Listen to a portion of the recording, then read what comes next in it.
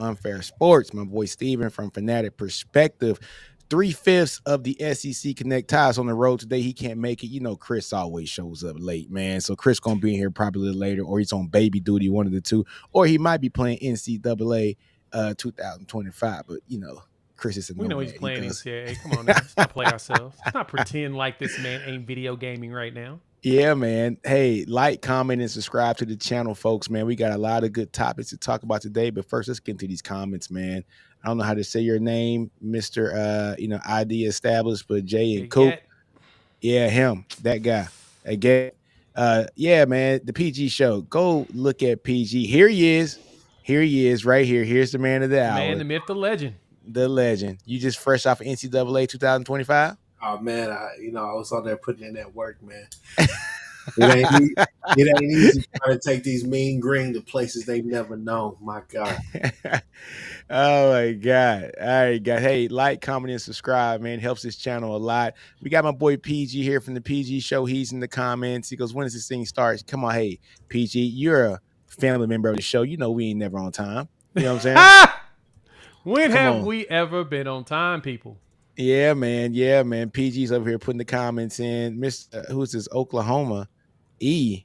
I don't know what that means. Riley UT goes, yo, Oklahoma. Then it goes, all right, so what about how about we beat Texas 7-3? Not happening, player. You already know that. Stephen G, he's a family member of the show too, man. He goes, Texas sucks. Child, please. He got you to read it too. That's the best part. you know it's family when they come in here and troll immediately, man. It's love. Nino will read anything. Yeah, I will read anything. He really does. That's the funny part. Like you're like the old grandparent that just every time you put something in front of him, just say, "Hey, can you read this real quick?" Damn. Sure, baby. And you start reading, like, "What the fuck?" Yeah, man. What I do, man. Friday and Truth. Yeah, LOL. And they say I'm a troll, PG. Yeah, just like Josh Hornsby says, man, smash that like button. You are. How are regular folks supposed to get tickets to the Red River this year? Hey, player, if you got him, you got him. If you don't, you don't. I ain't gonna be there though. Gotta have a plug, baby. Gotta work them plugs. You gotta have that plug. Future man. He says, "OU sucks." Definitely. But hey, guys, look, man, we got a lot of topics to talk about. Not a lot of time today, man. Week 5 recap. A couple topics here, man. Hey, will the real Lane Kiffin please stand up? That's topic number 1. We'll talk about. Topic number 2, man. OU's epic comeback. Chris, Jay, that was a very, very entertaining game, man. Very entertaining game. Chris's thoughts on Peyton Thorne were correct again. But yeah, that's a whole nother topic. We'll get into that later on. Number 3, is A&M a real contender in the SEC? Bruh. That's gonna be a good question. They got a nice schedule, but we'll talk about that too later. And number 4, man, Bama versus Georgia, instant classic. What a game! But fellas, let's get into topic number 1, man. Will the real Lane Kiffin please stand up? Jay, I want to hand this over to you, man, because I know you've been talking about Lane for a couple years. Hey, man, look. I tried to tell y'all, man, that man is James Franklin of the South, or James Franklin is the Lane Kiffin of the North. It just feels like there's always that game that's just, it gets slapped in the face, man. And it's the funny part, right? So I'm chopping it up with a cat from Stephen Willis over there at Locked On Ole Miss, right? And he's like, this is the best team that we've ever put together in my lifetime. And I'm like, in your lifetime? It's like, in my lifetime. You know what that told me? They're going to lose at least 3 games this season because they are guaranteed to disappoint they people, man. I mean, we know Auburn is going to always give you something, right? Now, this is a level of epic just fair. Now, granted, I don't want to go too hard on Ole Miss because I want to give props to Kentucky. We talked about Kentucky before the season started and said that they are going to give teams some problems. They've done it twice already this season. They put Georgia in hell. And we didn't expect that. Now, granted, a lot of people felt like Georgia was looking past them. Sure enough, whatever. But every time that Georgia's gone to Lexington over the last few years, they've been put in hell, right? But the fact that they walked into Oxford, they went to the Grove, snatched up they Southern Bells, ate they cookies, took they barbecue, drank they sweet tea, and walked up out alive? Hey, man. With they women, too. With the women. The Southern Bells left with them. That is a problem to me, guys. I cannot believe in rewatching some of that what the hell Lane Kiffin was even thinking. It's bananas to me, dog. I knew I was wondering which one of the games it was going to be. I honestly did not think it would have been Kentucky that was going to pull this off, because I thought that Ole Miss would win all their home games. But at this point, they are now 100% a mark. There's another mark out there too that we've got to talk about before the show's over, coming up this weekend. Just FYI. Who that? Oh, Missouri going to A&M. Oh, and I say that because that's the second topic. A&M's a favorite in that game, dog. We'll Yeah. break that down in a minute, but go ahead. Let me pass that around to y'all. Chris. Man, I think the only problem that I have, well, no, it's not the only problem. Don't lie. Yeah, let's unpack this. Okay. I think the loss really rubbed me the wrong way simply because of game day, right? They're asking him these questions. He's on the field. And he's talking about, I still think it gave us confidence. We didn't play anybody, this and that. Well, if you're going to admit it like that, y'all need to schedule better. Wake Forest and Tulane and teams like that. Now, don't get it twisted. It's not like, you had this incredible non-con schedule, but Lane Kiffin, they don't necessarily schedule like that. But in all fairness, that was down the road. They were going to play USC, I think, because I know Riley talked about that this summer or whatnot. Real quick though, Wake Forest has had some pretty solid seasons over the last couple of years. I thought they would have come in and gave them a better fight, to be honest. I mean, what it boils down to is what Steven has said, what Nick has said, what Jay has said, what Ty has said. We can't trust these people. We can't trust Maxson Dart and Lane Kiffin to go up there and do what they need to do. As the season goes on, early in the season, Jackson Dart is one of the hottest things to talk about. One of the best things to talk about. He plays great football, but as the season goes on, they get deeper in SEC play. He tends to waver a little bit, comes out a bit hot, and then second at middle eight, second and third quarter, whatever case may be, it's just not good football. And so I with all the talent that they've assembled, and they have a really good defense, they have a really good offense, you would think, but it just felt like they were in a really methodical game. It was there were some things that were being asked that they just weren't simply able to do. And for the love of God, if Amos, or however you say his last name, is going to get all those penalties and make all those stupid ass mistakes, you got to take him off the field. My God, Get him out of there. Like you got to. They start get him out of him or whatnot. Get out, man. Let's not sit here and act like Brock Vandagriff is a great quarterback or whatever the case may be. But I think he's good for this team. I think he fits kind of what they want there anyways, which is just a good game manager right now. Next year, maybe we can take the training wheels off, but for right now, I just need you to be a good game manager. Kentucky came out there with a hell of a game plan. We already know they have a really, really good defense. And the fact of the matter is, it just shocks you that Ole Miss can't go out there and beat this team by 20 points like we all thought that they were going to do, right? So I'm not going to continue going on, but I just say it's more of the same. I mean, we all like Kiffin. I think Kiffin is a great offensive mind, but it's just kind of felt like more of the same. Like, this is typical Ole Miss, right?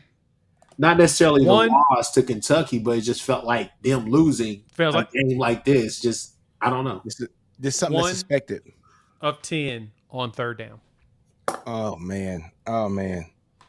Steven, how about you, man? 10. Ooh, 1 of 10 on third down. So I think this is appropriate time to pull some receipts. So we did a video during the offseason where we talked about contenders, and what we meant by contenders wasn't just did you have a chance to make it to the SEC championship game, but like, who legit can win the SEC? That was the question we had at the time. I was the one person on this panel out of the five of us that did not have Ole Miss in my group of teams to win the conference. This is exactly why I said what I said at that point in time, because of Lane. And I understood what everybody, I got a lot of pushback that night. Ole Miss's roster. I mean, Lane can't screw this up, Steve. Like all this stuff. Like I get it. And in the roster, There's nothing wrong with the roster from a talent perspective. The problem is they don't have football toughness mentally, physically. Like, they don't. Because Kentucky, one thing I noticed about Kentucky, and I noticed this going in, we talked about this on Bleacher Report, of why we said this, all of us said this game was going to be close. Mhm. Now, I don't think none of us picked them to win, but we said the game would be close. The spread was true. already, we all said that because Kentucky has an identity. Kentucky has an identity, and I said it on Twitter. They're a bunch of street fighters. They come out there. That's so good. They are street fighters in at all phases of their defense. They want to fight you, okay? And when you go against people that just like to fight, if you don't know how to tough your way through it and get focused on the game, you can really get disgruntled. Let's say we're playing pickup basketball, and there's a brother out there that's just fouling the hell out of you. He's in your face. You don't like it. You're trying to hoop, and this person's not having it. A real hooper knows how to get around that, right? Like, eventually they'll figure it out. They're tough enough. I'm not going to let this person's antics get to me. That's not Ole Miss, okay? Kentucky came out there and smacked them in the mouth at the line of scrimmage. Jay, I texted you in the first quarter, I think the second possession, and I said, Ole Miss is in trouble. It wasn't even the score. I think they had scored. Yeah. I was like, I don't like the way that the line of scrimmage looks right now. These dudes, you can see it. They were getting bad. Punched. when every time they threw the ball, you would see a Kentucky DB draped on a dude. Right? Even the stuff that Ole Miss did get. And Ole Miss got some chunk plays in this game. Yeah. But Kentucky dudes were right. They were not backing off. They don't care. They'll get a penalty. They just want to fight you. And this is the same stuff we saw in the Georgia game. But we focus more on Georgia than we did on Kentucky and Mark Stoops and their team. They have an identity. Chris, you bring up Brock Vandagriff. No, he's not consistent. He's not. And he's growing. He's a young player. He needs a lot of reps. He's young. But the talent is there. He hit a big boy throw to Barry and Brown. Ooh, that 60-something yard pass. That 60-something yard pass. Yeah. Where, when they needed it, it's a fighter mentality. Like, even the offense. Like, they weren't good, but when they needed a big play in the red zone, they got a penalty. Then they were like, all right, screw it. We're going to need something crazy to happen. Yeah. And they got it every single time. My God. So, that's where I look at Ole Miss and Lane and them. This is something I've never seen an Ole Miss team coached by Lane where I felt like, man, them boys are just going to fight and crawl their way to a victory. Like, they're going to win ugly. Everything with Jack, especially like Jackson Dart is just an epitome of it. When things are clean, he looks great. Yeah. He looks like it's 7-on-7 out there sometimes. But the moment a guard is getting bench press or whatever, it's like, oh shit! Like, I gotta. Why you say the man getting bench press? That's cold-blooded. That's cold-blooded. Look, my favorite text from the day on that one, dude, was Nino sending a message saying Ole Miss got cooked for 50+ yards on 4th and 7. I want to, if I can make a point. How? Hey, Chris. Win or lose, and I say this an awful lot, win or lose, these are the type of games that Ole Miss can't afford. Why? Because these are what I coined the phrase, blueprint games, right? These are games that people are going to say, hey, this is all we have to do to beat them. We don't have to go out there and play some spectacular game. We slow the game down, try to control that possession, and we punch them in the mouth, and we be extremely physical.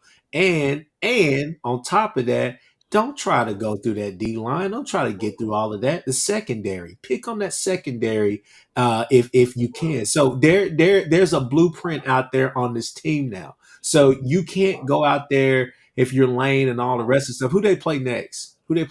South Carolina. Yeah, and that's not going to be easy. That ain't going to be easy. Yeah, cakewalk. That ain't going to be easy, bro. And to be honest with you, South Carolina is a better version Of of Kentucky. Kentucky. Maybe defensively, Oh, you would still get an edge to Kentucky. I gotta get that. Yeah, even though South Carolina smoked Kentucky, Yeah, we get it. but It's a matchup thing, though. Yeah, They're it's all different about teams. but the running, but I mean, not the Styles running make back, fights. but the quarterback. If Sellers is healthy or whatnot, he can still do the same things that Brock Vandergrift did, and he could probably do it a little bit better as well. Yeah, he'd be more So, dangerous. I mean that's the thing that kind of scares you about that game. Where's the game being played at? Is it at Ole Miss or is that South Carolina? South Carolina, Columbia. That's I might. Road game. Oh that's my pretty scary. god! If it was stank. if it was on the road, I would say okay. I think Lane them. Stinky I stuff. think -10. But yeah, no, that's tough, especially with a team like that who has something to prove and can. Let's use take it that. a step further, Chris. Go ahead. Go a step While further. you're already on this track, Yeah, let's take it a step further. They go at South Carolina next weekend, so the next Saturday. The Yeah. following weekend, they're at LSU. Oh Lord, have mercy. Okay. Mm. After that, they have a bye, and then off the bye week, they get OU coming to the Grove. yeah. After OU, they got to go to Fayetteville, Oh no, they ain't. and then after that, they got Georgia coming to the crib. Child, please. Child, please. You tell me how they're going to win the SEC in this scenario. here. Not happening. I guess we. It's tough because regardless of the woes, They're not winning all those games. I know, but regardless of the woes that we have, the defense, and that's the problem is that they're going to face some really, really good defenses. Yeah, people that are physical. You don't think that Brent Venables and them saw that on film, or all these other defensive people Georgia? that watched that game? LSU Georgia? is the only team out of there that you really don't know what defense is going to show up. It's not going to be a defense. That's going to be a shootout like last year. I think that will be a shootout, but I That's think gonna be all a those shootout. other defenses are looking at that, licking their chops, saying, "Oh, physical? Y'all don't like to be physical?" Yeah. Y'all ain't being pushed? Oh, Hey, okay. man. So pushing you is all we got to do? Yeah, Okay. man. Okay. Yeah. But somebody said in the chat, though, I thought they were pretty spot on, this is wild to me. Lane and living in the portal, being the portal king like he is, putting those piecemeal teams together, it does not seem like they're building any type a of team. chemistry. They're not building a But team. then go look at what Colorado's doing. Well, okay. You still have to no, Jay's right. You have to have an identity, man. You had to have an identity. but- Kentucky got people out the portal. They're not the only. Ole Miss No. isn't the only portal school. But I think my point what is, Jay's head two at is- teams with a lot of transfer kids. If anything, Ole Miss's identity should have been around Jackson Dart and the way the office was. They should have, and they have no excuse for not having a true identity. Colorado literally is Shedeur Sanders and Travis Hunter and a whole bunch of random dudes we're gonna playing laugh at backyard you. football. And the Yeah. best part is Colorado still can't run the ball very good. Here's a point that I think y'all are forgetting, and this is going to go in line with what y'all saying, but I think y'all are forgetting this. We have Lane freaking Kiffin on one side, then we got Pete Golding on the other side. Oh, hold on, Chris. So Chris, let me tap in this. Let me tap in, coach. Let me tap in. Hey, I text you guys during the game, right? I said, can we please change You Pete did. Golden's name from 3rd and Golden to 4th and Golden? It's 4th and 7. And you give up a 63-yard pass on 4th and 7. 4th and Golden is his new name, Chris. 4th and Somebody Golden get fired it for is. that? Huh? I feel Yes, like you somebody get, get fired for dude. that. 4th and 7 in there in the red zone in the come on, man. You were at your 20. Come on, bruh. What is you doing? Well, here's Like- the thing. The thing is, like, Golding just, I know people are going to look at the raw numbers and say, why is Pete Golding on the hook? It was a 20-17 game. Yeah. Like, is that really on? Like, Ole Miss's offense have been averaging like 60-something points per game. Bro, if they get 20, we should be straight.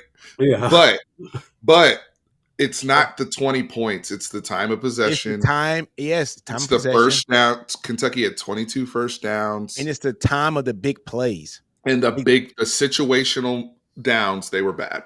They Which were able to get which- big play after big play whenever they wanted them. which You know what I'm oh, sorry, bro. Keep going. Yeah, so I got one more thing. Stoops just got his first signature win before Lane did. Wow. That's all I gotta say. All I was going to say, everything that Steven just said, everything that y'all said, it equals out to, look, we're talking about identity, right? Like, you got two coaches who are known for being sporadic. One as Twitter fingers and the other as just third or fourth down.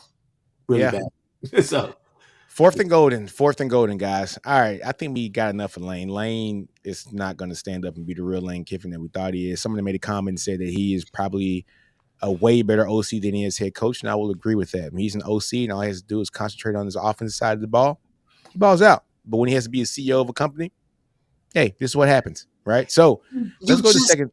You just thought, and this is the last thing I'll say, because they did beat Penn State last year, right, in that bowl game. Who? Ole Miss? Yeah. Ole Miss? Yeah, they did. Yeah, you thought that was turning a corner.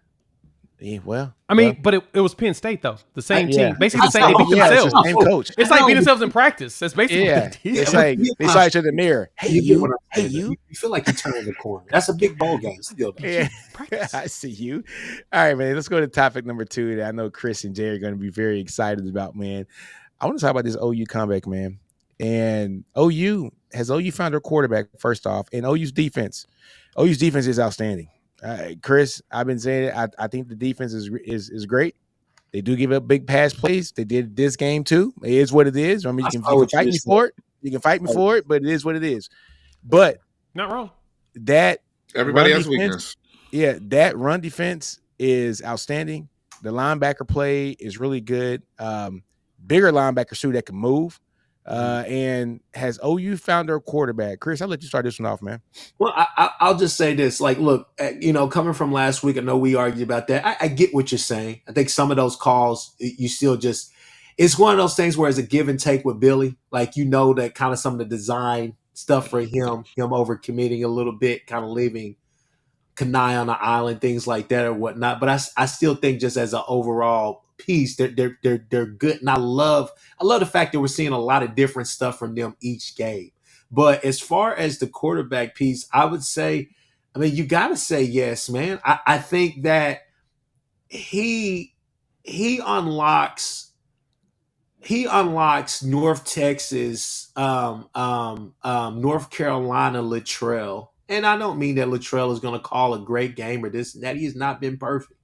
But what I'm saying is just the fact that the one distinct difference between Jackson and Hawkins right now is a simple fact. Hawkins is just decisive. If he doesn't see what he likes, he can take off running.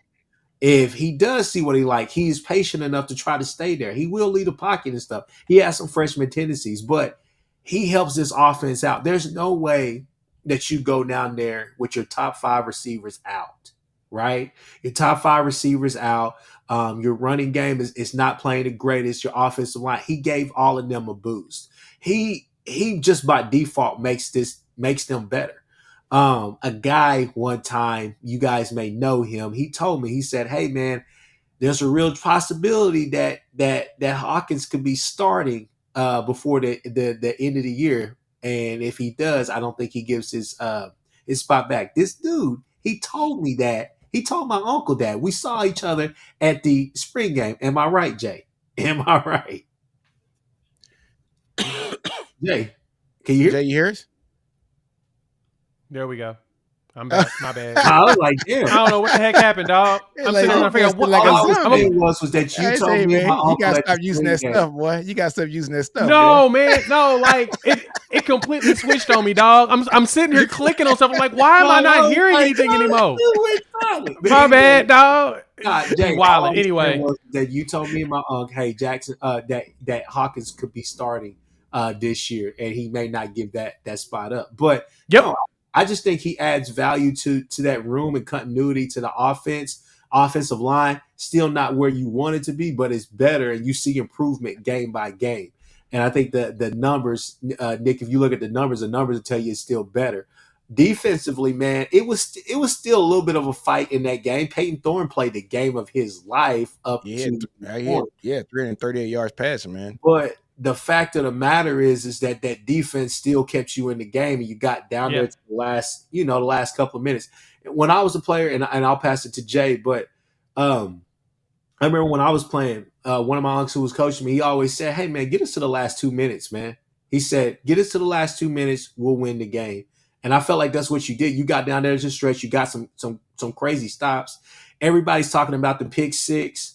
Everybody's talking about what R. Mason Thomas did or whatnot. But I think one of the bigger plays that you did not see, or did you not that you're not hearing about, is Sammy O coming basically wide open and getting Jarquez Hunter in the backfield and making it 3rd and 4 to force them to run that pass play. So at some point, you just felt like he's going to make a mistake because he kept making a bunch of mistakes and he was disconnected with his wide receivers. What the hell he saw, I have no idea what Peyton Thorne saw. And it just goes to the point where I like Hugh Freeze, but I don't know. Jay? Oh, man, it's easy, man. Hugh Freeze always makes decisions that are very much questionable at the end of the game. And look, I'm just going to say this. I'm going to say this straight up, and I'm going to keep it 100% a buck. As slimy as a person as Hugh Freeze is, this was exactly as I expected to happen to him. Wow. Just being straight up, right? Like, I have no respect for that dude. All the stuff that went down, him at Liberty. Hey, man, you expect some of this type of quote-unquote karma to show up on certain folks, right? But at the same time, Hugh Freeze literally did the stupidest thing you could have possibly done in this game, right? You can watch this game and tell that the OU defense has spent a lot of time on the field. Yeah. We've been trying to figure out the offense. I even text you, we got problems. 2-pack of boo-boo at this point, right? We're trying to figure it out. Hawkins does give us that. And I did. I said that to Chris and his uncle when I said, I was like, look, don't be surprised if Michael Hawkins goes out there and takes the job. And it was nothing against Jackson Arnold. It's just I've been hearing – I watched him at Frisco Emerson, and I've been hearing about him a lot. So I was like, okay, we'll see what happens. And see, once again, my headset decided to make a noise and do something. That's stupid. Anyway, no, you didn't get it because I didn't say nothing, bro. Leave me alone. This is wild. Like, I don't know what happened. My bad. My headset is acting really, really weird today, and it's getting annoying. But anyway, as the game went on, I'm asking myself, why is Hugh Freeze throwing the ball with a quarterback that he knows like turn the ball over? He's a turnover machine. So I'm sitting there. I'm in Auburn, right? I'm there. I'm in Jordan Hare, standing next to the War Eagle people. One of the dudes looked at me when we got the ball when they were up 21-10, and we made that deep pass. He looked at me and said, "Yep, y'all just won the game. All right, man, y'all have a good night." He left, and I'm like, it's 21-10 in the fourth quarter. What are you doing? You leaving? He's like, I've seen this movie before. I know exactly how it's going to end. And he bounced. So another guy in front of him was like, yeah, I'm expecting a turnover coming up pretty soon. I'm like, okay. I mean, we create a lot of turnovers. That's what we do. Turnovers are our luck stat, but at the same time, you have to put yourself in that position to get that luck, right? I was like, okay, cool, whatever. Well, we got the touchdown, then they get the ball, and the guy's like, why are we not running the ball? Because Jarquez Hunter, he's running, he's getting yards, he's doing it. I'm like, okay, they're going to burn this clock. But then you see 5 wide out. And the guy looks at me, he was like, this dude's about to screw this up. And I'm like, okay. And then he throws the interception and returning for a touchdown. He looked at me, he was like, see, the guy told you. He tried to tell you. We knew this was going. And it's all because Hugh Freeze decided to run that play. Now, Peyton Thorne said he'd do that same thing 10 out of 10 times. I just got a video loaded up. I got to edit it and post it. He said he would throw it right Peyton to the line. Thorne said he would, in that play, he would make the same decision 10 out of 10 times, dog. That is why Auburn is, 2-3 now? And I looked at, I listened to, he's not wrong because that's the read, right? We created that artificial pressure. We looked like we were blitzing up the middle, so our edge, our Mason Thomas, was coming unblocked. And literally, he's looking at Peyton Thorne. They're looking at each other face to face. So he knew, I got to get it to the slant because that's the only place I can throw it without getting leveled. Or you take the sack. Either you eat it or you throw it. And for them, it was 3rd and 4. Yeah. You got to throw it, even though why the hell are you throwing the ball on 3rd and 4 and your running back is averaging 5.7 yards carry? I digress. Yeah. Right. He was starting to wind up. But that's why it was set up that way. So Kip ran in, bumped into the guard, and ran back. He actually started stumbling. If you looked, he tripped as he was going backwards.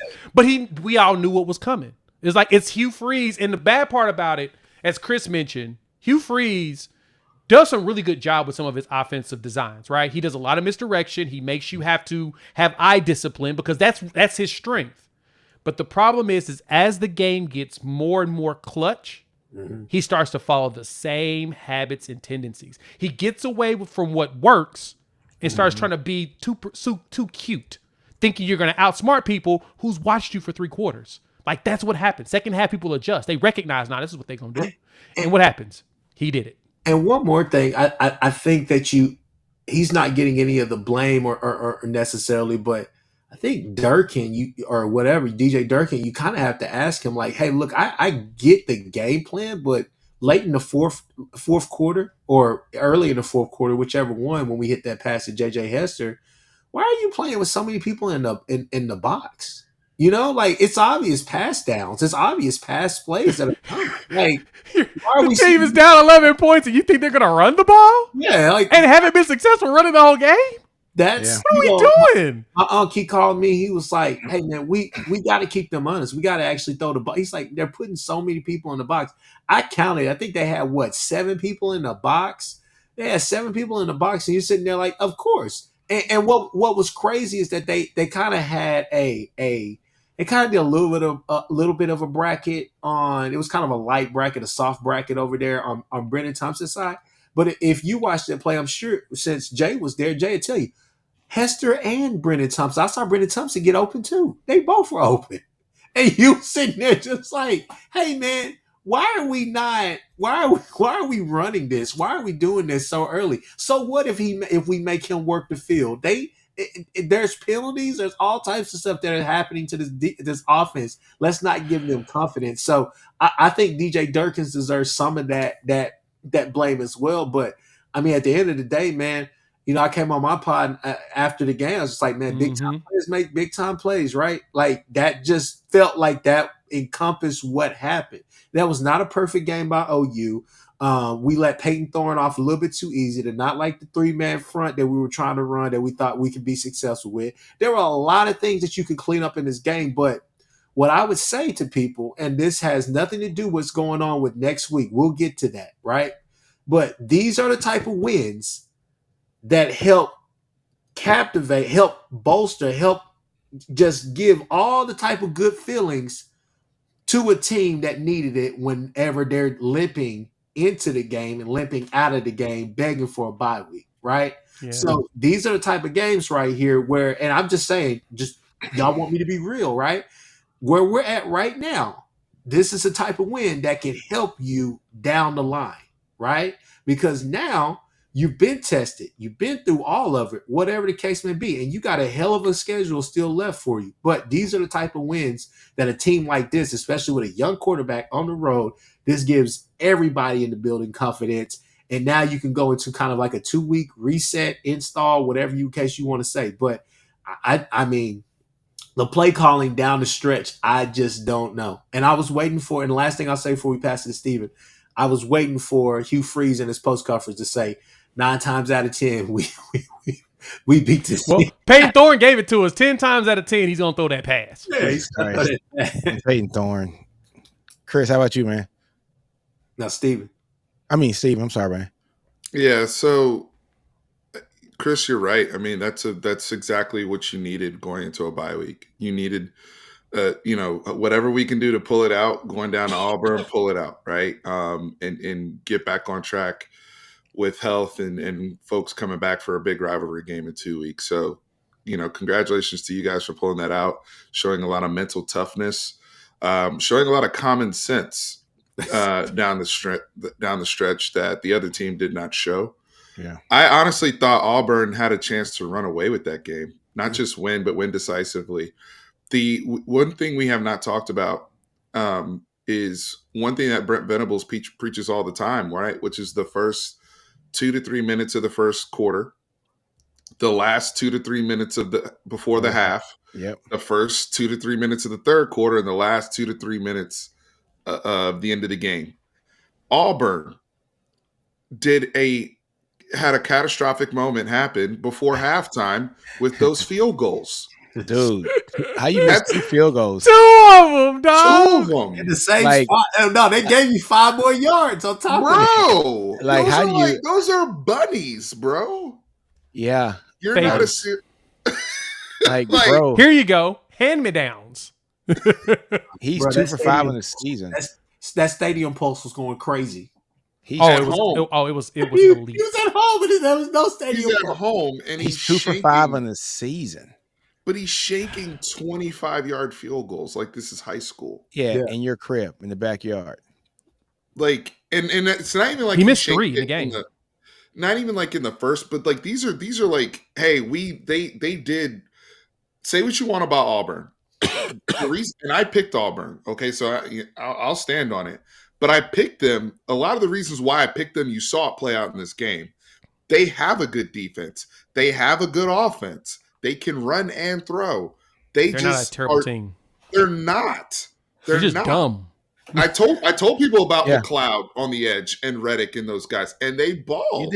You did. They did what I thought they would do. And for the majority of the game, they dominated the line of scrimmage. But for whatever reason, you have just these brain dead moments. Like, these are big mistakes. Those field goals before half are big mistakes. The 3rd and 4 minutes left in the game, it's 21-16. The Kip Lewis pick 6 that will now be infamous in that stadium. The Kip 6. The Kip 6. Jay, you said it earlier. At least give me a run look. Jarquez Hunter has to be back there. Don't go empty right there. It's 3rd and 4. I don't mind them throwing and being aggressive to try to continue the chains, but going empty like that, it's like, It's easy to thinking either quick slant or quarterback draw. A quarterback draw. Yeah. But either way, something's happening in the middle of the field. The action, either way, that's a easy read. Yeah. I saw it. The boys are gonna cheat over there, thinking quick slant, which is exactly what they got. Can I ask? You even put yourself in a position to at least make them think, hey, he's like Jay said, they've been running Hunter. Alston got some runs too.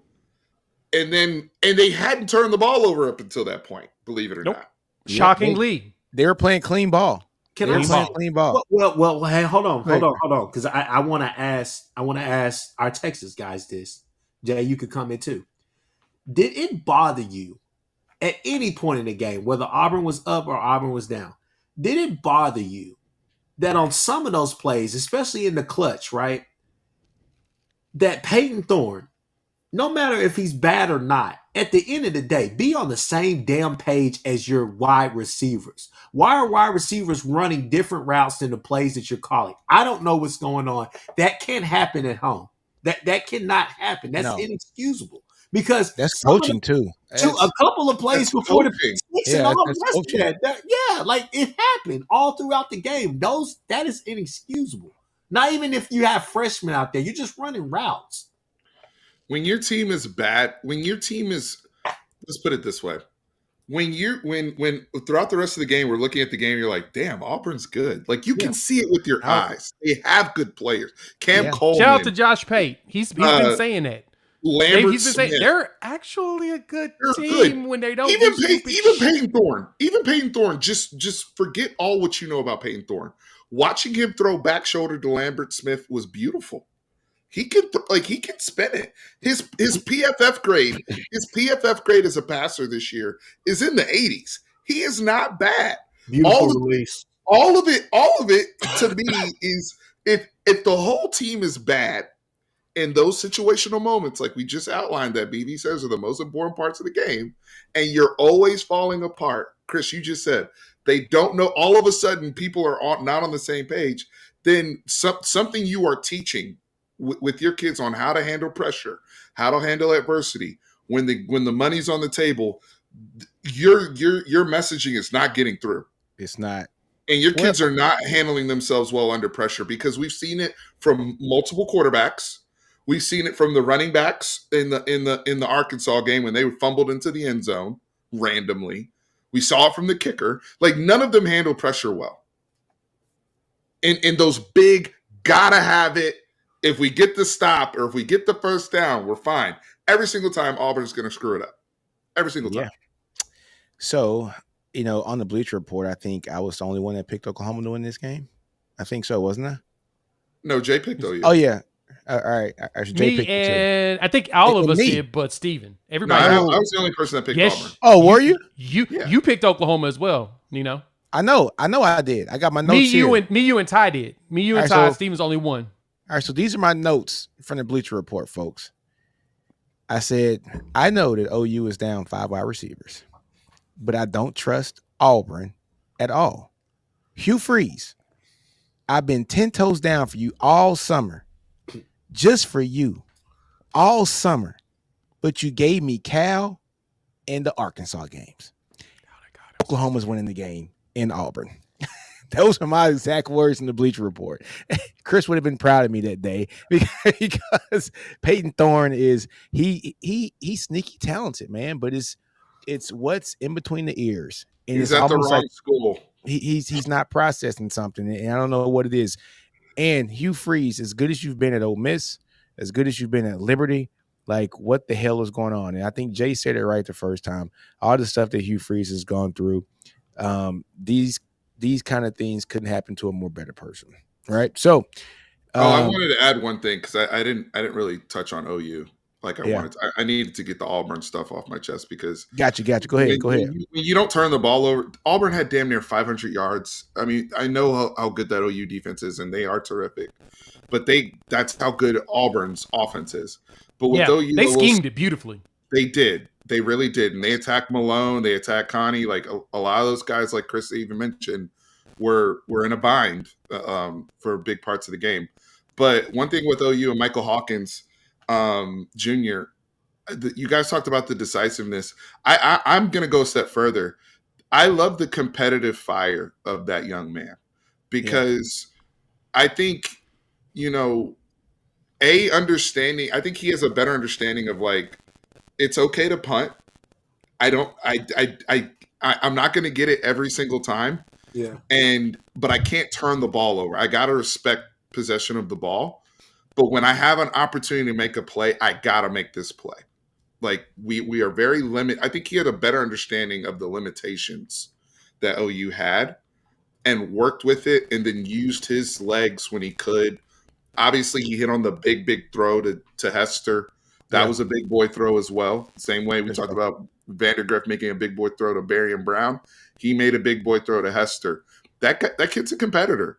And we're gonna have to. I'm glad Nino and I we're getting some tape of him now. But we're gonna have to compete. Like there's no. I'm not over here just looking at him as a freshman anymore. He's a competitor. He's not afraid, and he seems to be making a lot better decisions in respect to the football, knowing that he has a good defense and a defense that can bail him out of situations. And you got to play complementary ball. And I think he just understands complementary football better than Jackson did. Period. I'm sorry. It all comes down to just the decisiveness, man. I think at times you saw them kind of get a little bit away from the RPO game. Well, a bunch in an instance, but I think he gives you that opportunity, and you're not necessarily out there trying to give him 30 different looks or whatever the case may be. And I thought that they helped him out tremendously, giving him those short passes. And hell, guys like Brennan Thompson out there fighting through the trash, getting through those screens and all the rest of that stuff. You're just asking these guys, keep the chains moving, man. Keep us out of 3rd and 8s and 3rd and 9, stuff like that. Can we keep the chains moving? And so, like I said, man, just the decision making. That's what it's all boiled down to. What you're looking at. I didn't expect him to come out there and set the world on fire, but I think he put some people on and some teams on notice down the line, like, hey, got to shut them up early, because if they don't and we let them linger around, this is the type of stuff that can happen. This kid can make the same throws and all of that, but the story is still ongoing. So plenty of season left. All right, guys. So where does Jackson Arnold play next year? Who he transferring to? Levy, Mississippi. I don't know, man. I don't see it. Michael Van Buren. Yeah. I think that he owns that team. So it's not a situation where I can see it. I'm gonna be honest, man. I've said this a couple of times, and I'm still waiting to see how this plays out. I don't think he leaves. Nah, he leaving. Hey, if Hawkins comes and does what y'all think he's gonna do, even if Hawkins gives y'all what you guys would think is a mediocre season, because you guys got a tough schedule. If you guys go 9-3, Hold on, but what, Jay? Why would he stay? Yeah. There's no point for him to stay. That's the question. Yeah, that's that's like Arch Manning coming in and being the starter his second year and then getting, like unseated by Trey Owens at Texas. Why would Arch stay at? I mean, because I've been told that Jackson's better than Arch. That's what I've been told. So I'd go full with. I mean, look, hold so on. For me, y'all said I go full with. To me, you like I slipped that in, right, Chris? No, did he? Oregon has Dante Moore, Bedlam. Yeah, they've got everybody's for the most part the places you would expect, unless he goes to like a ECU, a G6. Honestly, look. The biggest thing I've heard about him is that playing at OU was one of his bigger dreams, and that's the reason why he stayed at Oklahoma when Lebby left. Right, you had the perfect opportunity there for him to transfer and go with Lebby at that point. He wants to play at Oklahoma. I totally see him playing it out, staying here, not trying to go to the league. I really could see that. What? And it's a weird thing to say. You think a kid would bypass wanting to go make millions? Is his family loaded? Yeah, I think they got bread. I mean, but do they got that kind of bread? I don't know if he cares about football like that. Well, okay. We'll go to the next topic. That's tells me everything I needed to know. Notre Dame, next a topic. lot of places, man. It's a lot of places. There's options. There are. It's an option. People will take them and they can rehab them. I think that if he does it in the right situation, you're trying to go to the league, you're going to where you're going to go somewhere, right? Right. If you love it, you would. It just didn't feel like it on the field. It felt like he was more so playing because he's really good, and that was it. It didn't feel like that was the passion that he had in comparison to others. That's me off body language. To me. Okay. But right. Last point before we go to the next topic, still, and I say this, all right, wholeheartedly, and I'm fighting tears right now, but I mean this, DJ, you need to get a job. Stop what you doing. Shut up, dude. Shut up. All right, next topic, man. You are something else, dude. I'm not missing with you today, man. Look, man, I'm going to start this one off, man. Texas A&M goes in to Jerry's World, beats Arkansas 21-17, folks. What a hell of a game that was. I thought Arkansas was going to pull that game off. Remember, guys, I was texting you guys during the game. I said, hey, if Arkansas wins this game, they're guaranteed to be a 4-2 team because they're going to get slaughtered next week against Tennessee, right? But if they win this game, they're a 4-2 team. And remember what we said? If Arkansas is 4-2 after week 6, put a trophy up of old dude. But look, it didn't happen, right? So A&M is A&M a real contender in the SEC, and I want to bring this up because they've been playing some tough bully ball these last 2 games. Well, actually, this entire season, minus the first game, and even in the first game, they played a bully ball type of game where it was great defense. Their offense just couldn't get it moving, but they played some really good defense in that game. I think they might have found their guy at quarterback. You hate to see a guy lose his job due to injury, in Connor, but Reed kind of reminds me a lot of what Hawkins is doing right now at OU. He's being very decisive. His arm talent is good. I don't know if it's as great as Connor's is, but he's been very decisive. If it's not there, he's taking it and going. And it's like the team is backing him, man, and they are on a roll with him. I'm going to say if A&M gets past Missouri this week, they do have a really good shot to be a contender in the SEC when you look at their schedule. They got an opportunity, if they beat them this week, to be 10-1 going into the game against Texas at Cal Field. Yeah, I said it. It is, and you know what? That is not necessarily out of the view of the telescope, right? The thing about Texas A&M is that how they're playing right now, okay? How they're playing right now is exactly how I think Mike Elko, if you sat down with him, he would say, this is how I envision us playing. Yeah. Right?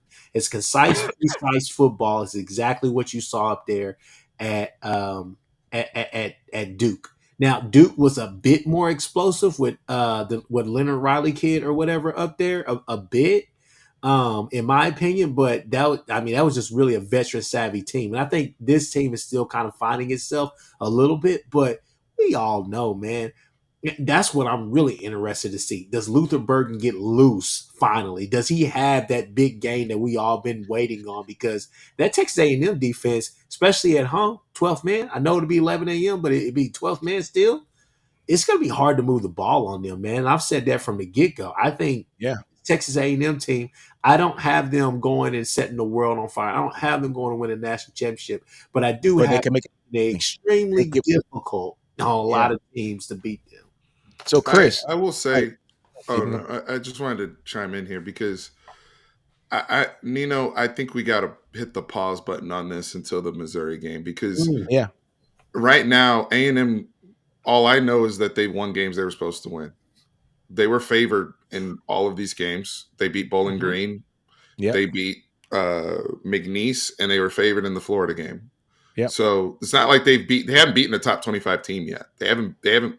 The one matchup they had at home, they lost by double-digit scores. So they need to. That's very fair. They need to beat Missouri, and then I also need to see them play LSU as well. They win those. Those are the two next ranked really good teams. You know, in the Missouri game, as Jay said, I think it's still -1, 1.5 A&M. 2.5. Right? Yeah, it's moved up to 2.5. It's moving up to 2.5. Right. So, hey. If you go and beat a Missouri team that has won 15 games over the last 2 years up until this point, or 16 games at this point, I know it may not be the sexiest win because of how people feel about Drink, but Missouri's a top 10 team, and they do have a lot of talent. And Noel's a bad boy, all those things. If A&M wins that game, they'll have because the Arkansas game, it's a good win.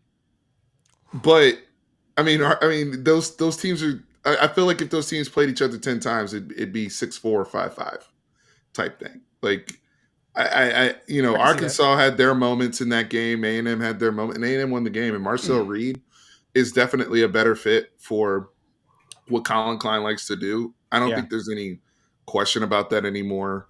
And he's making it easy for him too. Yeah, he's also taking very good care of the football. No turnovers, and they're letting their run game do the talking with Le'Veon Moss and those guys.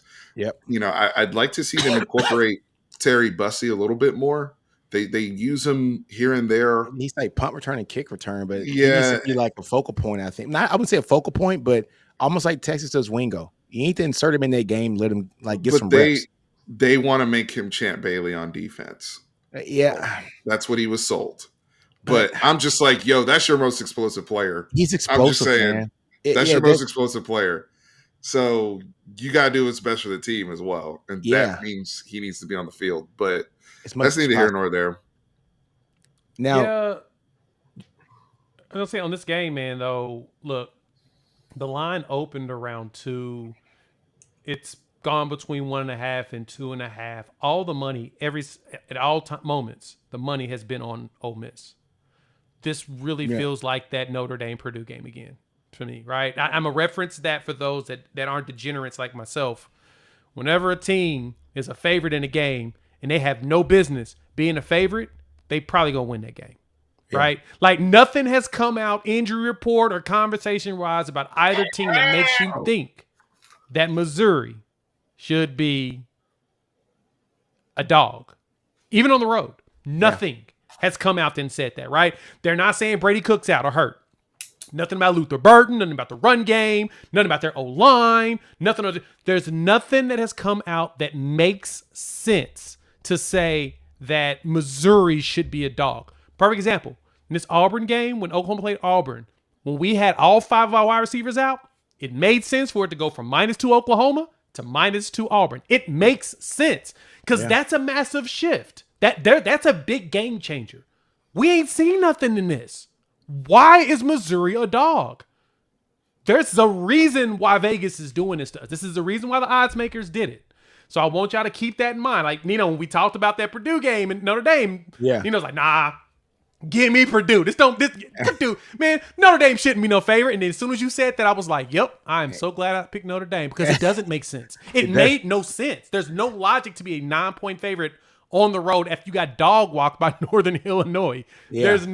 The logic isn't there. I have to pick Texas A&M in this game, but just because of that. That's the preview for Bleacher Report. I have to.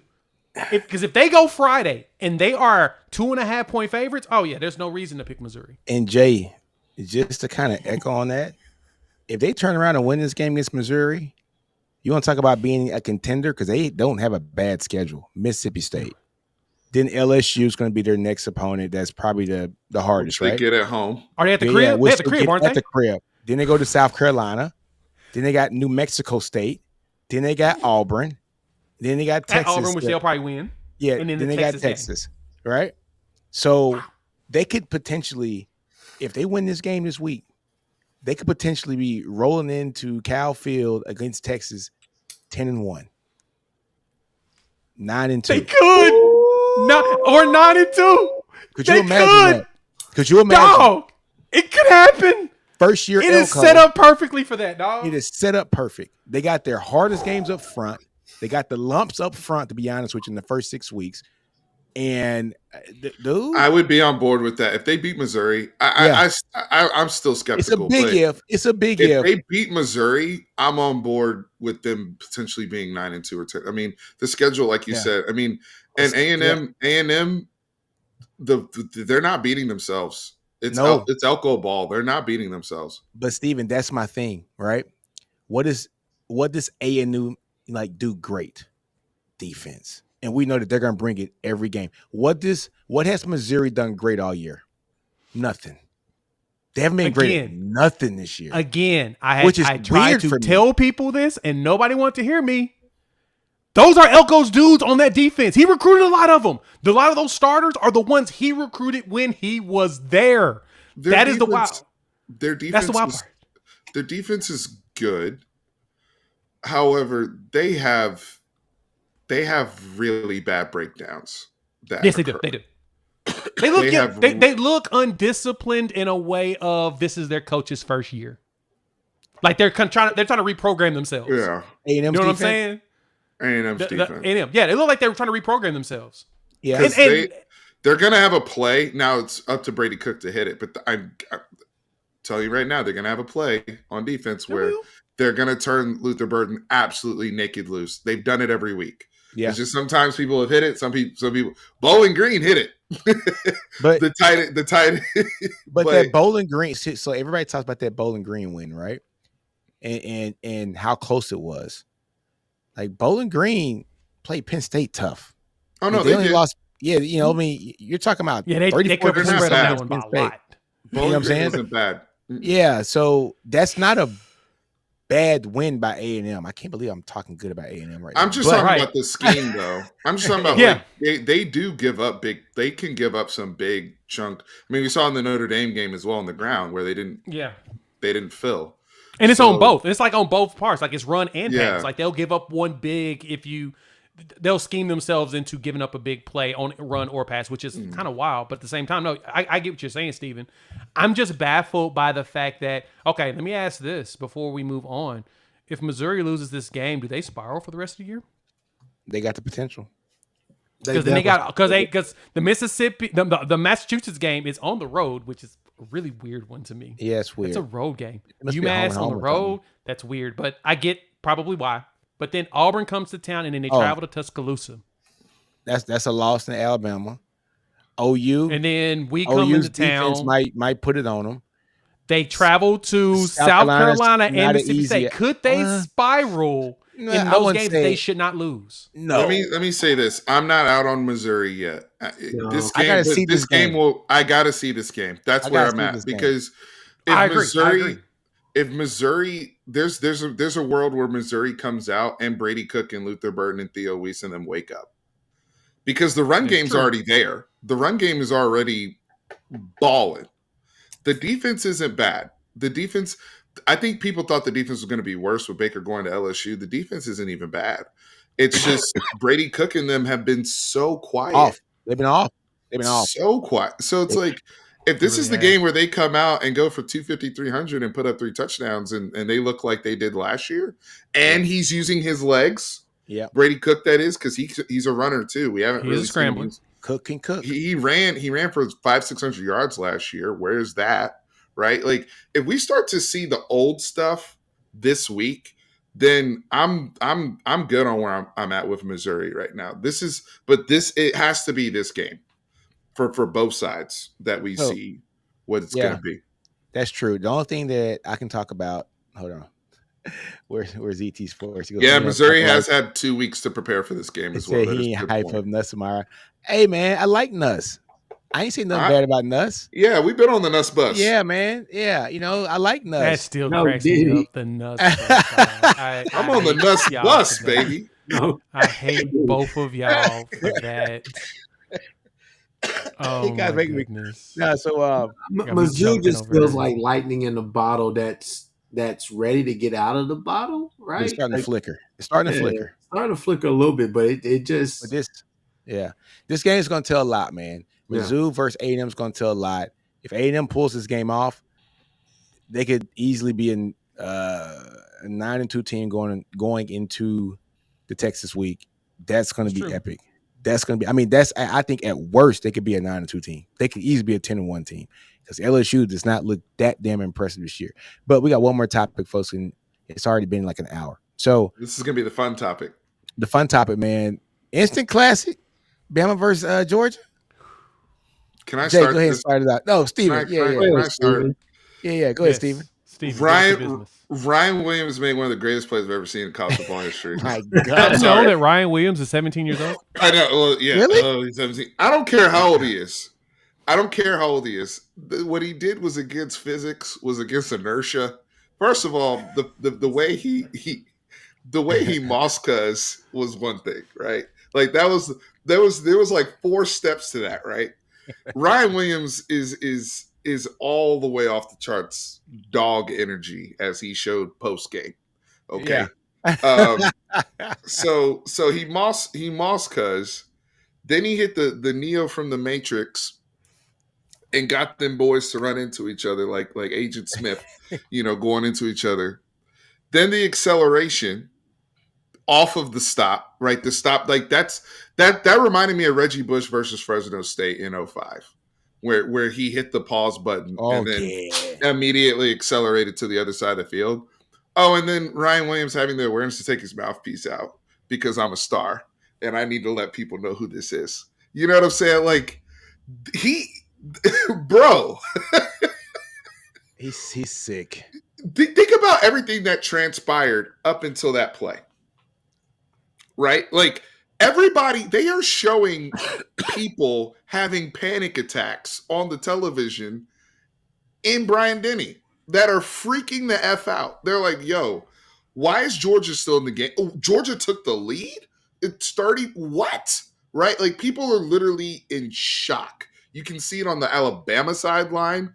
You can see it throughout that stadium, right? Because I want to give a lot of credit to Kirby Smart, Carson Beck, the Georgia defense, like all those kids for not freaking quitting and showing true heart of a champion and why they had a 42-game regular season win streak. If you had any questions about them, I know they did not play good ball in the first half, but the way that they competed and not only got themselves back in the game, but took the lead is epic. Yeah.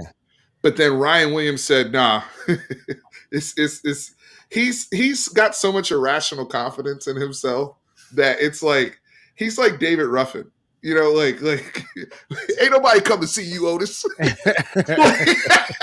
like that's Ryan Williams, bro. Like just absolute.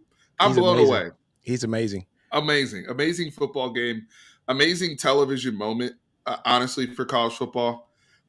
Everybody was plugged into that. And then Georgia still didn't die right there. They still got the ball into the end zone. And the freshman makes both number 2s make amazing plays, right? And the freshman comes down with that ball. Big man number 8 on Georgia. You got to fight back though. You can't let a little cuz just muscle you for the ball like that. Man, slam him to the ground. Right. Taking his helmet off. It is what it is. You gotta I'm fight him or great something, game. man. Fight the Yeah. man. Right. You can't. It's a Yeah. 1-on-1, dog. 50-50. Yeah, do something, man. Just fight the man. Hey, man. First Oh off, my man, God. Quentin with the $2 holler, man. I see you, Quentin. I see you, Thank you, Quentin. Quinn. Chris, You know, man. obligatory. Chris gonna cry in the $2. car. Chris gonna cry in the car because he gave $2. I'm just happy that he giving something, man. Shout out to Quinn, man. He said 304 for OU Hate Week. This amount is more appropriate. Yeah, I see what you did. You can try to do that. That's cool. cold blooded. That's cool. Uh, Don't worry. Oh, Next bleeding. next week. and here's my son. Hey, Dad, my bottle is not working, which is a math app. So I'm watching you. All right, see you, kiddo. So, my damn child, man. He don't have school Gotta tomorrow, love guys. He don't have school tomorrow. That's why he's out. Nice. But oh man, what was I about to say? Georgia, Alabama, right? I think Steven hit it best, man. It shows you about Georgia and just how tough they really are, because there's no way in hell that they should have came back in this game. You know, No. there's no way in hell you come back in this game. Which Milroe gave them a blitzkrieg in the first half. Nobody survives that. Yeah. What Milroe did. Goodness gracious. Yeah, there's no way Georgia comes back from that. But for them to actually come back, that to me is probably the biggest thing out of this, right? Like, I get that, instant classic in the end. This game should have not been a classic. I give more credit to Georgia finding a way to make this a game in the fourth after being abused in the first half. I mean, they basically did, Alabama did to Georgia what Georgia did to Clemson. Yeah. Right? But Georgia did all of it in the second half, and they just dog walked them, right? And I forgot one of y'all texted that y'all thought that Bama was going to dog walk Georgia, and sure enough, to start the game, it was a dog walking. It was 30-7. That was me. I was like, they're going to dog walk these dudes, man. And they did. And Lord have mercy, just having the score. What was it, 30-7 at halftime? It was 37 at the half, man. Like, literally, Georgia scored on every single possession except for one. I was like, what is going on here? And then for Georgia to do what they did in that second half was just truly amazing. Look, I tell you what, man, I'm not the biggest Carson Beck fan. I think you guys know that. I've been saying this for a while. I don't see anything that makes him special, but the way that he came back in that second half, I got to give him his props. The way that he came back in the second half. Yes, they got in that situation partly because of you. But, right, you're right. Right. But they got out of it because of you too. Right. But also a lot of heart. He showed some heart. But also Bama left off two more interceptions that they could have had on him that were one was a pick six drop. Just so I don't know what he was seeing out there. It was like he was seeing ghosts. But Bama did give it up, more than somebody at a Diddy freak off. You know what I'm saying? That's all I'm saying. 439 yards, bro. I'm just saying 439 yards passing. I don't care what you say. That's a lot of damn yards. You know what I'm saying? That's a lot. No Diddy. But go ahead, Nick. There's a lot of sloppy play in this game. There's a lot of turnovers. Which also brings me to it. Everybody's talking about defense's legs just died.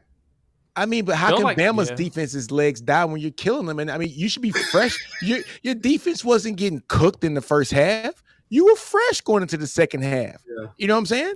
4-minute possession, 3-minute possession. Let me correction. Let me tell you the possessions that Georgia had. 2 minutes, 53 seconds, 1 minute 29. Mm-hmm. Then they had that long drive to get their touchdown, which they're already down 28-0. They got a 5-minute 49-second possession in the second quarter. Then a 9-second possession by Georgia right after that because they threw a pick immediately. And then a 15-second possession because Alabama got a safety. Yeah, right? Safety. Like, they weren't, the possession was all in Georgia. Alabama's hands most of the game. Yeah, so Alabama's defense should have been fresh. They were just getting cooked. Now, one thing that does alarm me about this game, Georgia still can't run the ball, folks. They haven't made to run the ball pretty much the entire season. How do they have Etienne and it's not which is kind of alarming to me. What they'll tell you is if they get Hastings back, they'll be fine. Blah blah blah. He didn't play. I don't care. So they're gonna say, well, our best tackle wasn't in there. I don't care. I've been told all season and all off season by all these damn scouts that Georgia has 8 offensive linemen that are projected to have 8-year or more careers in the NFL. If you got that kind of depth on the offensive line, I don't give With a damn ETN back there, who you put back. You should be able to cook. You should be able to cook. Right? True. So I ain't gonna lie, man. Look, I was watching the game when I saw all the turnovers and I saw it was 30-7 going into half. And I said to myself, this is over. So I went to sleep. I woke up. I remember waking up in the middle of the night watching ESPN. I was like, my God, what happened? What did I miss? I said, wait a minute, 41, 34. I said, what the hell happened in this game? Then I watched some of it back and I said, oh, that's crazy. I was like, first thing that came to my mind, and Ty, you know I love you, man, but I got to say this. First thing that came to my mind, I said, Nick's not over there on the sideline no more. Come on, man.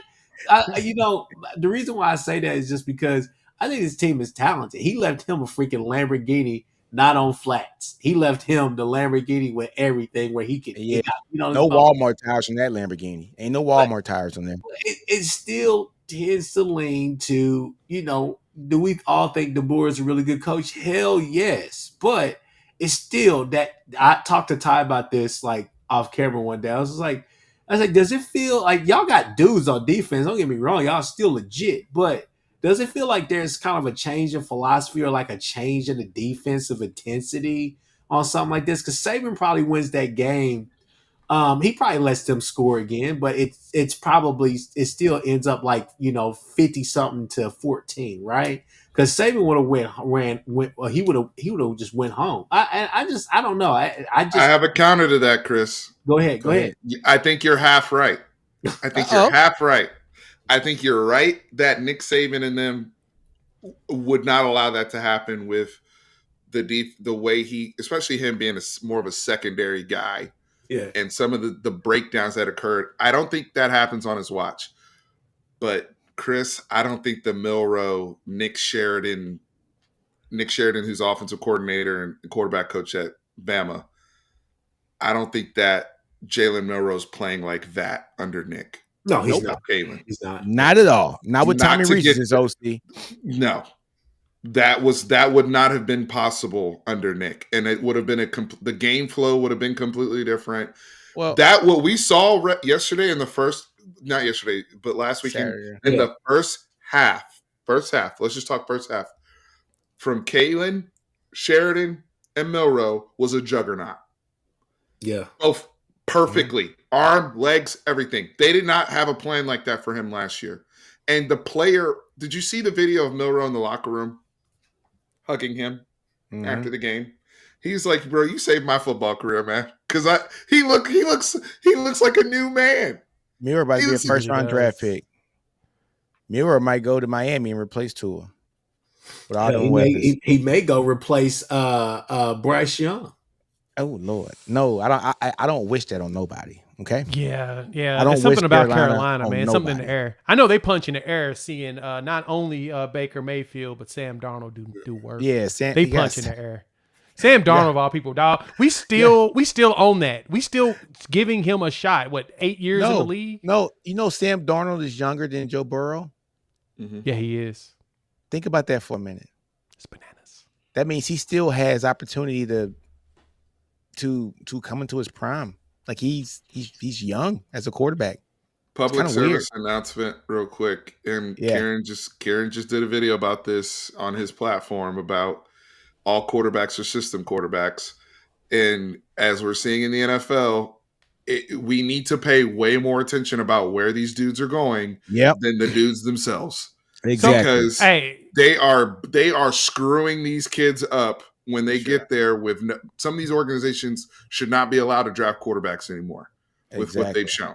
Exactly. Well, I mean, that's one. And two, at the same time, there's a reason why a lot of your better quarterbacks in the NFL have always come from smaller schools. Wow. That's a damn, Jay. Think about it. Aaron Rodgers came from Cal. At the time, they weren't really that good, right? Same thing with Jared Goff. Their teams weren't very good. Jimmy Garoppolo, as much as we like to bag on him, I mean, he's played some solid games, and he came from what? One play away from the Super Bowl. One play away from winning the Super Bowl. Right. Patrick Mahomes, Texas Tech. They weren't good the time he was there. Somehow Cliff Kingsbury wasted that. Right. Look at look at the adversity. Like, the one thing that was pointed out by somebody, I can't think of who it was, but what they said about quarterbacks like a Mac Jones, who now's a backup, right? Trevor Lawrence is starting to struggle. A lot of those guys are, when they come from he's been struggling, brother. He's been struggling. He's been struggling, right? The Ohio State guys from Justin Fields, etc. They play with these teams with so much stacked talent that any mistakes that they make is made up by their wide receivers, their running backs, by people around them. In the NFL, and this is the one thing I'll get to Colin Cowherd. He always says this, and I love this quote. In college football, you're throwing a butt-naked open people. In the NFL, you're throwing your guys open. So there's a difference. You can't wait for them to get open, because if you wait till they're open, it's too late. Too damn late. That's what a lot of those dudes' problems are, is that they can't just throw it up and a dude go get it, because the defense can blanket them. That's why you see smaller school quarterbacks look better in the NFL, because they're used to trying to figure it out without having top-tier talent around them. It's the wildest phenomenon. Except for Trey Lance. Except for Trey Lance. Never mind. Anyways, hey. No. They were dominant with Trey Lance. What are you talking about? The North Dakota State, they were dominant. Look at Carson Wentz. Carson Wentz, South Dakota State. In the pros. Oh, no.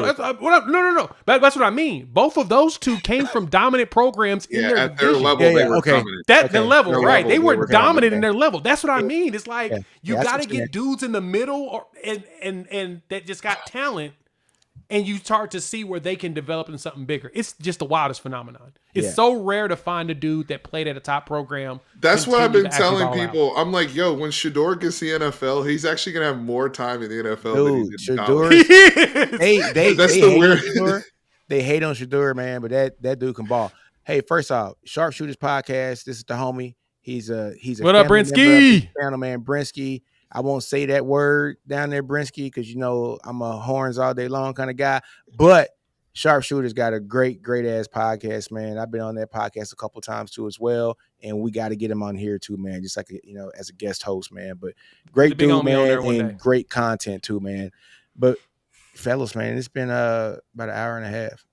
So we've been chopping it up. We've been chopping it up, man. I gotta go upstairs. I have one more question. Go ahead. Was that Georgia-Alabama game only round one?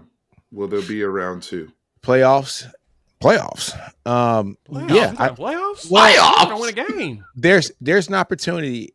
I won't say it for the SEC championship game, because the way that the season is set up, there's opportunity for a lot of teams that have one loss or, sure. So I don't see Georgia winning out the rest of this year. Obviously, I don't, because of who my team is, but. I do see them making a 12-team playoff, and I do see them having the opportunity to play Alabama again if it lines up right. And that's what's going to be interesting, because it's hard to beat a team twice in one season. Yep. Very hard. I think Georgia has shown that, and so has Bama, because Georgia usually beats Bama the second time. And if you get a round two, go ahead, Chris. I was just going to say, can I have a parting shot? Y'all finish y'all point. No, you go ahead, Chris. I'm good. This is all I have to say, and this is not SEC related, okay? All right. Here we go. Listen, plain and simple, okay? Mario Cristobal. Don't choke. Don't give it away. Don't drop the ball. They tried. Like, come on, man. Get out of your team's way, man. I don't know what you doing down there. I don't know what you telling. And you can say Cam Ward was making some silly throws or whatever the case may be. I just say, Cristobal, what the hell are you doing? Don't leave it to chance, man. Like this is probably going to be your only chance to really do some damage in the playoffs. I don't know who you have behind Cam Ward, but I know he ain't Cam Ward. I just know that, right? So, dude, don't choke it, man. Don't. Come on, man. Come on, man. Chris, you know what, though? I want to piggyback on that, too, man, prior to us leaving. I want to talk about Cam Ward just for 2 seconds, man. How deadly would Ohio State's offense look with Cam Ward? It would have been Justin Fields all over again when it was Olave and Jackson Smith and Jigba and Garrett Wilson. Oh, my God. Like, it would have been like that. Why is he in Miami? I mean, I'm not saying – I mean, I know – he's in Miami. I mean, I know He made a good decision if you think about it, though. I mean, he's got a clear path to the playoffs. He's in the Heisman but front so does runner. Ohio State. Ohio State's not going to make the playoffs. We mean Ohio State's not going to make the playoffs? Yeah, no. I said Ohio State is not going to make the playoffs. Yeah, but the ACC is meh. And the thing is, I think he came there with other guys. I don't think it was just him. Like, I think he knew Martinez was coming. I think they knew what the offensive line was going to be. That offensive line is fantastic. Yeah, he's playing behind and two of those guys are already being mocked to the league now. I know, but I know. I just want to see big time players play. I mean, like, what big time games is Miami going to play this year prior to the playoffs? They got Bro, we needed somebody to bring the U back. Are we not grateful for that? We needed somebody to bring it back. I mean, the U is relevant again. I'm grateful. They almost made Virginia Tech relevant the Saturday. I was on my way back from downtown. I finished the game here, like in my car, and I was thinking to myself, I said, "Man, this I can't stand this ball." I'm like, bro. I'm like, I'm like, he is the epitome of can't get right. Like, it's just something about him, and you just like, it's like Chris, you know it's gonna happen at some point. Chris, game day is going to Cal for Miami Cal, I believe. This is why. Cal's not bad. I don't know if they're not great either. Come on. I don't know if anybody's seen Cal play. They're not bad. They're not bad. They should have beat Florida State. Florida State they should have beat Florida. We talking about Florida State right now. I think that to me kind of disqualifies them because they lost to all teams. Florida State. I know they didn't help my case. Florida State. How you lose to Florida State? That hurt your case by a lot, my boy. That hurt your case by a whole lot. I'm just saying, if you watch them play, they're not a bad team. And that's fair. But Woke versus Coke is going to be hilarious. That's just Woke versus Coke. Who cooked Florida State? Like last week.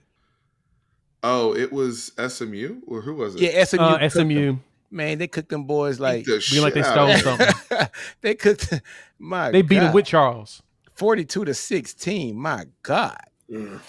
Are they still doing? I put it this way. This is why they're going to California, right? You ready? You want to hear why they're going to California? I'm gonna tell you why they're going to California. They were supposed to be at Florida State Clemson this weekend. That's where they were supposed to be at.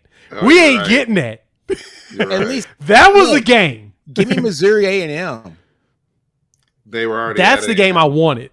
That's the one I wanted. A&M. They were already at A&M, or else they would have. Fair point. Moving around, you got to move it around. You got to move it around.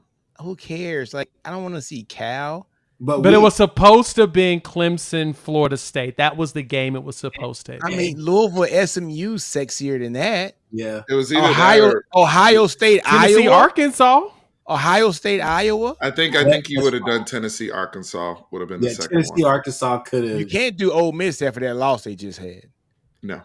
Well, let me ask this question. Looking at the TV rights and stuff, does Game Day go to anything that's outside of what ESPN owns? I mean, they would, but because I mean, typically, I think Big Noon. You know what though? Will go to Game Day came last year when Texas went for the Texas Bama. Game Day and Big Noon were both there. Yeah. Oh, but it is true. But they go both places, and they got that odd though. Usually doesn't happen like that. Yeah, they fly Herb Street out later that night. But no, I mean, next weekend, and I think we can perfectly phrase this because the amount of big games next weekend, including ours, next weekend is Separation Saturday, man. I really think that you could coin it that because it's a bunch of really, really big games for positioning. And I know things have changed with the 12-game playoff, but yeah, this week is kind of light. Hell. I mean, it's gonna be, there's a lot of ranked versus ranked games next week. It's gonna be good. Let's go 6-0, Ohio State, Oregon, Penn State, USC, Oklahoma, Texas. 6-0. You've got Ole Miss, LSU. Yeah, there's a lot of gaps. Oh, they got Ole Miss, LSU. Yes, all of this is next weekend. That's next weekend. Florida, Tennessee. It's a rivalry. What's the Texas game next weekend? Is it probably gonna be at noon again? Oh, is that 2:30? We're 2:30. We usually so early. Oh, nah, yeah, they changed Oh wow! Yeah, SEC, yeah, yeah, yeah. baby. They announced it over the summer. It's a mid game. The early game is probably going to be Ohio State, Oregon. Between them and Penn State, UCLA. One of those who's going to be your big noon game. This is beautiful. I get to watch my kid play soccer all day and all these damn tournaments, and then I get to come home and watch Texas put 2:30. a bunch of 2:30 damn is when they points play. on Oklahoma. Sorry asses. Man, it's gonna be a great week, man. Not so fast, my friend. We'll get to Not that. so fast, my friend. All right, next week. We'll get Save to it for that. next Talk week. about I it want next all the week. smoke. Okay. Save it for I want next all week. the smoke. Save it Save for next week. Save for next week. All right, man. Hey, Chris. How many plays of 15 yards more you think your boys gave up against Auburn? Nick been waiting on this all day. Come on, Nick. You know he watched the game and he wrote it down Come on, every Nick. single Go time. ahead. I he was had an like, opportunity. you should have seen me. As soon as it happened, check I was mark, like, check mark, I was check like, mark, check mark. nah, Just to dig at Chris. Nuh-uh. I didn't put check marks. I put K. That's what you put. He put K's next to him. Nino, Dang, dog. you need to tag Ken Williams on Twitter. No, I'm not tagging Ken because Ken, my boy. I like Ken a lot. I like But- Ken, but he was the main person fighting back. Hey man, all these damn Said it was a tweets- non-issue. all these tweets from Ken are starting to resurface about Jackson Arnold being better than Quinn and Arch. Let me stop. I gotta go, y'all. Yeah. Love you, We Ken. out. Deuces. I holla.